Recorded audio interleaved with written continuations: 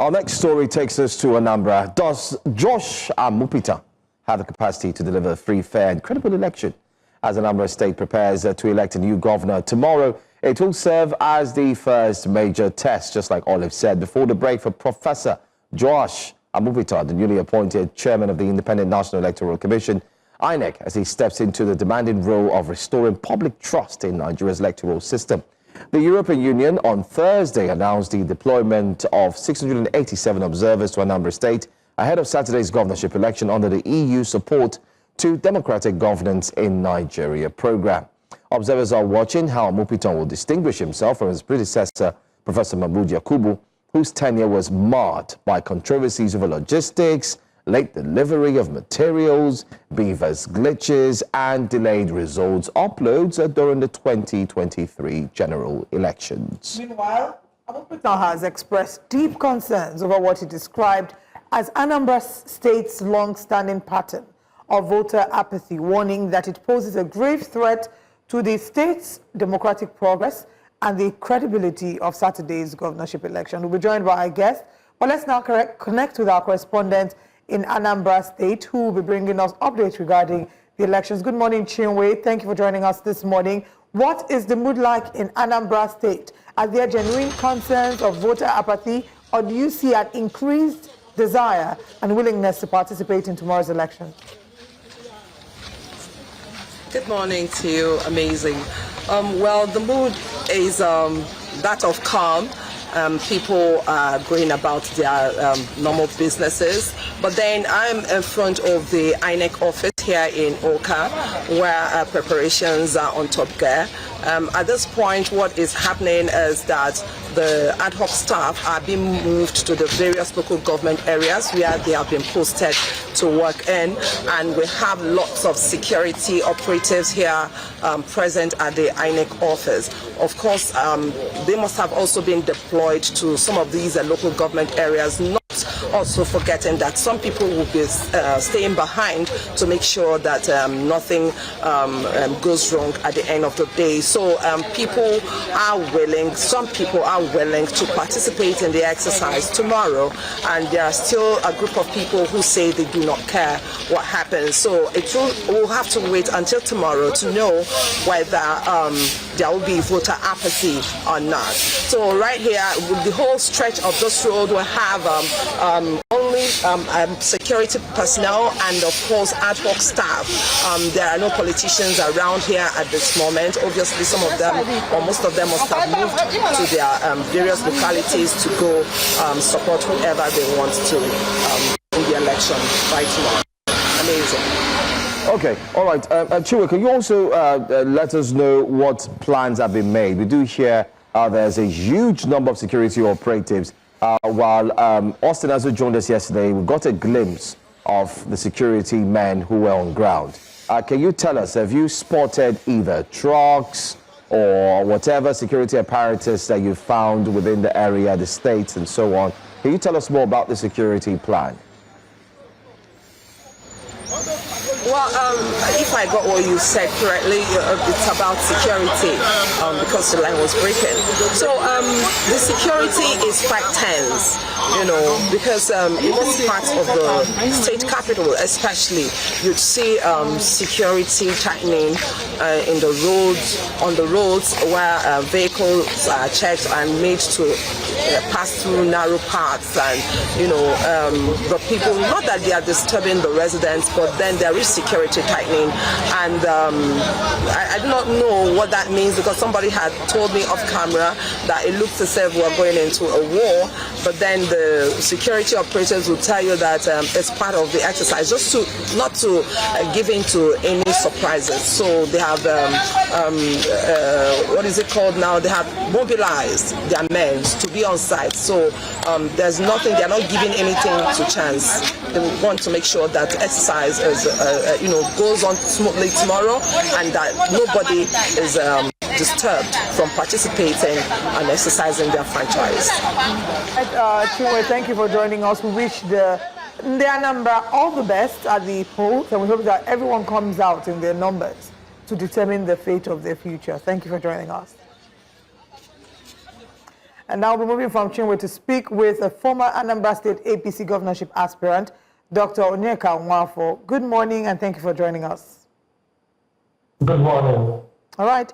Good morning. Good morning. 16 governorship candidates from various political parties, including the incumbent governor, Professor Chukwuma Soludo, have campaigned ahead of tomorrow. So what would you say the mood is like in Anambra State in terms of the fears of voter apathy? Are those fears valid?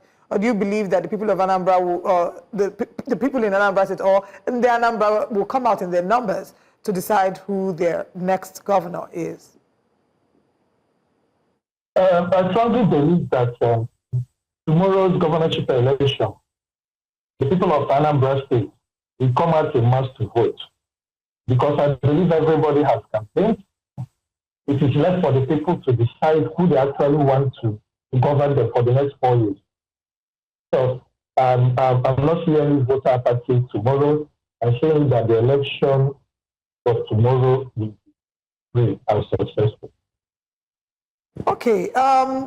Also, in terms of security, what is the security provision for this election, and how well do you think this will be used as a benchmark to judge the readiness of the new INEC chairman? Currently, we have seen where they make statement that about, I think, 55,000 policemen have been deployed in Anambra State and other security agencies. So going by it, I believe that the security agencies, which themselves have a major role to play when it comes to issue of the election, I believe from what they have said that they are ready.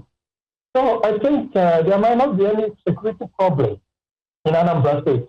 But again, it's always good for them to make sure that none other actors are involved in this security issue. Let it be only the security agencies, the police, the civil defense, the military, the prisons, officials, the immigration service, the Navy, and any other, maybe DSS and any other security agencies that the government feels is supposed to be part of this election will be the only one policing, managing the whole election security in Anambra State. Let's look at, you've talked about security, because security is very, very dire, especially in tomorrow's election. And what do you make of the huge number of security operatives that have been moved to Anambra State? I know you've talked about if only it could be handled by the security operatives. Who else do you fear that could join the fray as we look to have proper security at the polls tomorrow? Who else are you looking at that may likely join the fray of being a part of those who would secure the elections tomorrow? On a normal, I believe that by now, that the vigilantes in Anambra State must have been disarmed, and all their rifles should have been taken from them, taken to the police station, so that there cannot be anybody asking to be any sort of security. This is an election. The only security we know that are empowered in the Constitution to manage the election are only the security apparatus in Nigeria. So I believe that by tomorrow, no other actors will be involved in this. So that's why it is important that the security agencies who have made their briefing and forget about the heavy security. Yes, I think that will give confidence to the people. Because remember, people are going to leave their house and go to the polling unit to vote. So I think they need to say that as from the point of their house to the polling unit closest to them, that they will feel safe. Because I don't believe that those heavy security will be at the polling unit. No. They should be or maybe on the road, 3 meters from the polling unit. So the heavy security, I don't think it's a problem. Remember, Anambra has witnessed security issues from the past. So I think that this security being posted or being drafted to Anambra for the election is going to give them the voters the confidence for them to know that this election will be peaceful, not even to talk of free, but peaceful, because no voter will want to lose his or her life in the course of going to vote. Okay, judging from the last gubernatorial elections in Anambra State, what are some of the wrongs and the anomalies? I mean, you were very involved in that election.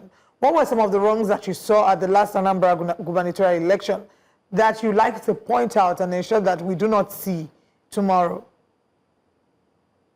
And some of these things goes by, you know very well that nobody, whether you are the governor or you're a commissioner or you're these things, your duty, whatever portfolio you occupy, ends immediately the election starts. So the issue of interference, the issue of people trying to move from one place or the other to go and influence one thing or the other, the issue of vote buying. Because you see, in the last election, there were issues of vote buying. So this time around, I'm calling on security agencies to arrest anybody you see with cash. You don't need cash to come to the polling unit. Some amount of money you don't need for you to be seen with you at the polling unit. So if you see people having up to 100,000, so and so forth, what are they doing with this? Arrest them, because these are signs of them going to protest vote. You know, vote buying was so much in the last election. And the issues of people trying to act where they are not supposed to. I believe there are issues to this, that there are already party agents who are going to be at the polling unit. But you see people who are not even party agents going to interfere, going to market people who vote for this party, vote for this party. These things are all needed there. So you said these are some of the things that affected the last election. So I believe that INEC and security agencies should take care of some of these things.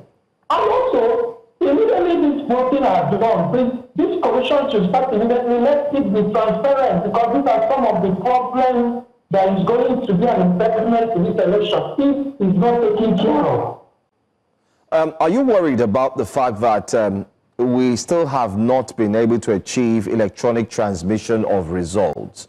Because this would have been a good litmus test, especially for the new INEC boss, to have reintroduced the electronic transmission of results right on time, so that the Anambra can actually see from the get-go how their candidates are doing in terms of number, in terms of those who are voting for them, and so on. Do you think this would play a major role in affecting what is regarded as voter apathy?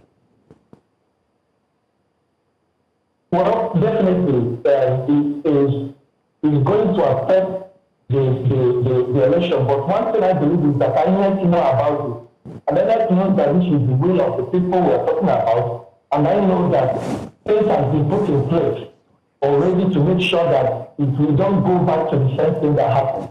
And for me, I know that they are ready, and I believe them, as they say, they are ready to conduct this election. And you know that definitely every Nigerians are looking out to INEC to see what they are going to do in this election. And I have confidence in the new INEC Chairman. And I know that this election, Anambra election, is something we want to let the world, let Nigeria and other stakeholders know that this election is a serious one, and what is going to happen in the next election. So I guess they have put things in place in order to make sure that this particular issue is resolved. Okay. We have our correspondent, I'm told, so we'll just ask you to please hold on a little while. Victor, by the way, is live there as well to ensure that we give you a fuller coverage of the Anambra gubernatorial elections. We did speak with our first correspondent yesterday, Austin Azul's on ground. We also spoke to Chinwe as well. And now we do have Victor. And by the way, Victor, it's bright and shiny as we can see. Can you tell us what's really going on and where are you at the moment?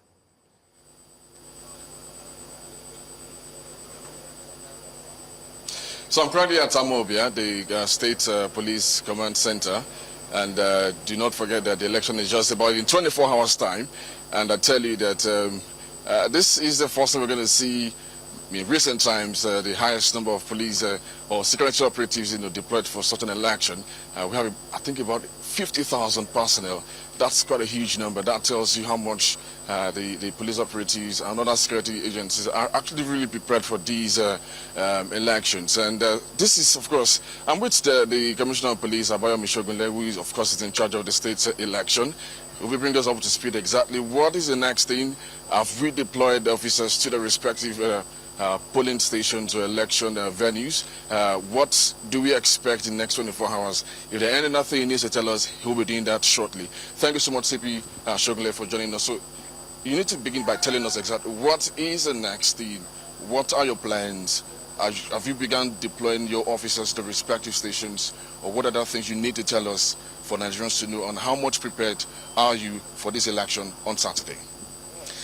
Thank you very much. Regarding the deployment, we're completely done with the deployment. We have deployed to all the 21 local government areas in Anambra State, and the police officers and other security agencies that will be moving to the over 5,000 polling units across Anambra State are also on standby to move to the polling units very early tomorrow morning together with the materials. And at the head of this deployment of police officers, we have DIG Ben Okolo, FDC, who is the supervising DIG for this election, and he's seen to the effective deployment of our officers. So, in summary, the Nigerian police force and all the security agencies, we are ready and we are fully deployed for tomorrow's election. So let's talk again the flashpoints in Anambra State. Prior to the election, there's been insinuations about how prepped up or how prepared are the police operators, security agencies, knowing full well that Anambra State, like any other eastern state, could be, in terms of security, people feel that are we going to be able to handle the incursions that might be coming from non-state actors? Tell us, because there's been a lot of fear, basically, because we really can't blame them. So on that aspect, would you say you've gotten this under, sorted out? Yes, there were flashpoints, and based on the intelligence that we gathered, we set up what we called pre-election clearance operations, and that started last month in October, and we wrapped it, we elevated that operation from the 1st of November this year, and as we speak, we've been able to neutralize those threats. So the issue of flashpoints is now something of the past, and I can confirm to you that with what we have on ground, elections will go ahead in all the 21 local government areas in Anambra State, and election will go ahead in all the over 5,000 polling units in Anambra State. Only 2 polling units would election not take place.